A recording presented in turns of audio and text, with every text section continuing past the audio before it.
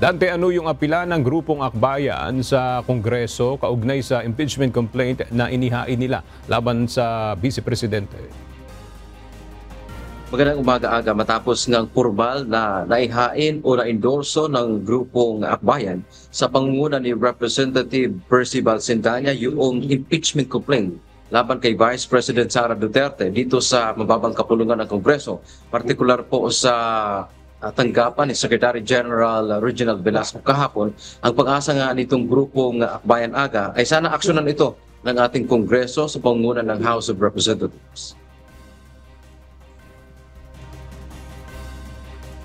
Sa House of Representatives o dito sa Kamara de Representante ay sinabi ni Reginald Velasco, ang Secretary General kahapon, na bagamat nga kapos na sila sa panahon ngayong taon sapagkat ilang araw na ang natitira para sa kanilang sesyon. Pero ayon kay Representative Sendanya ng Akbayan, napakahalaga ng isyong ito na may kinalaman sa accountability ng isa sa pinakamataas na opisyal nga ng ating bansa.